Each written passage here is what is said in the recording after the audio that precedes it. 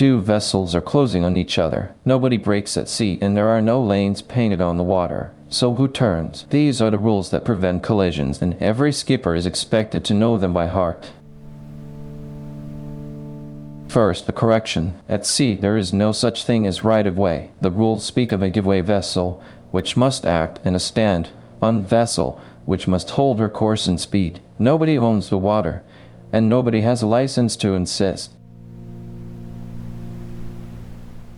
Before any of that, two rules come first. Rule 5. Every vessel must keep a proper lookout at all times, by sight, by hearing, and by every available means. Rule 6. Every vessel must proceed at a safe speed, so she can stop within a distance suited to the conditions. Almost every collision investigated at sea begins with a failure of one of these two rules, long before anyone argues about who should have turned.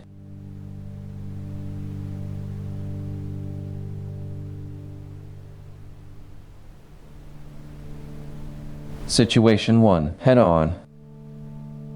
When two power-driven vessels approach head-on or nearly head-on, neither one stands on. Both are give-way vessels. Each alters course to starboard, and they pass port side to port side. At night you will know this situation instantly, because you can see both of her side lights at once, red and green together.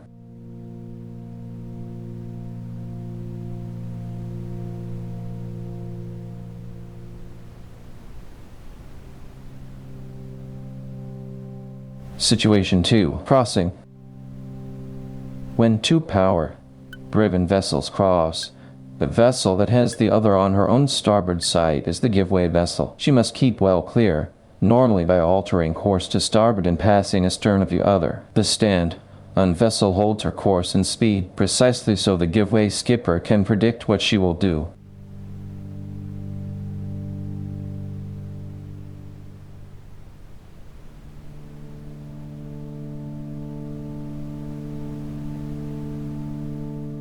At night, the side lights tell you everything. Green is shown on the starboard side, red on the port side. If you see her green light, she is crossing from your left to your right, and you are usually the stand-on vessel. If you see a red light, she is crossing from right to left, and you are the one who must give way. Remember it the simple way. Red means stop, green means go.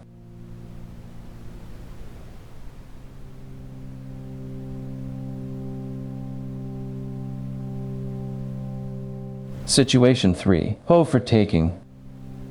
Any vessel overtaking another must keep out of the way of the vessel being overtaken, and she remains the give-way vessel until she is finally passed and clear. You are overtaking if you are coming up from more than 22.5 degrees abaft her beam. In other words, from the sector where you would only see her white stern light. This rule applies to every vessel, even a sailing yacht overtaking a powerboat.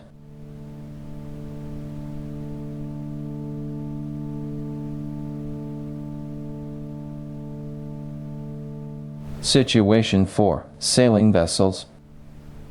When two sailing vessels meet, the wind decides. If they have the wind on different sides, the vessel with the wind on her port side keeps out of the way. If they have the wind on the same side, the vessel to windward keeps out of the way of the vessel to leeward. Starboard tack has the advantage, and the boat further upwind gives room to the boat below her.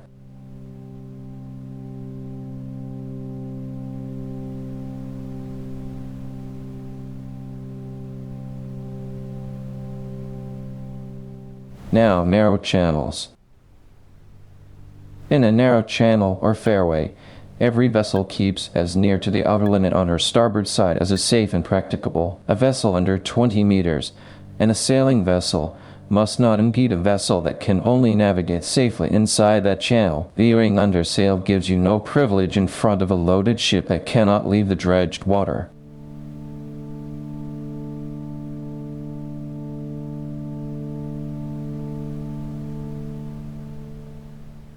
In a traffic separation scheme, you join a lane at its end where possible, and you follow the direction of traffic flow in that lane. If you must cross, you cross on a heading as nearly as practicable at right angles to the flow, so that other traffic can see your intention quickly and clearly.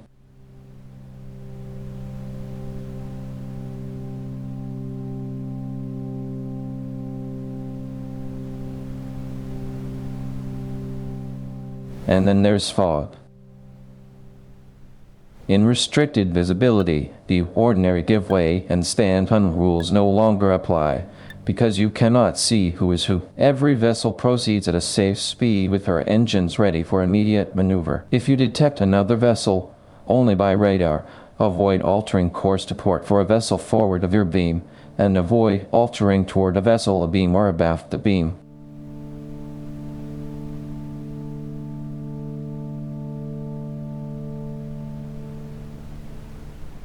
Sound signals replace the eye. 1 short blast means I am altering my course to starboard. 2 short blasts, I am altering to port. 3 short blasts, my engines are going astern. And 5 or more short and rapid blasts is the signal every skipper must recognize. It means I do not understand your intentions, or I doubt you are taking sufficient action to avoid collision.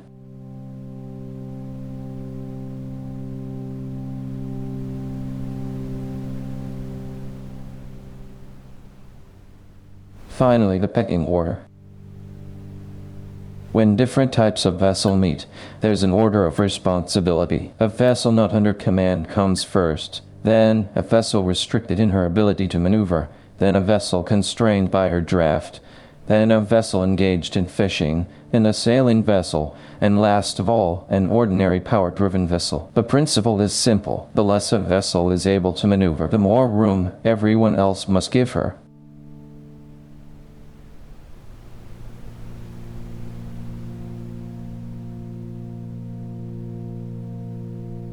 But no rule here is absolute. Rule 2 says that if a collision cannot be avoided by the action of the other vessel alone, then you must act, whatever the rules would otherwise say. You may depart from these rules when departing from them is necessary to avoid immediate danger. Being right has never saved a hull. Avoiding the collision is the only rule that finally matters.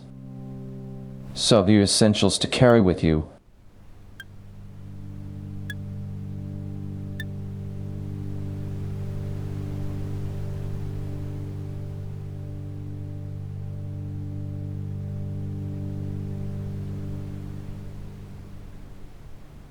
Keep a proper lookout, know your lights, know who gives way, and when you act early and act clearly in good time, and with a large enough alteration that the other skipper can see exactly what you are doing. Fair winds, and thanks for watching.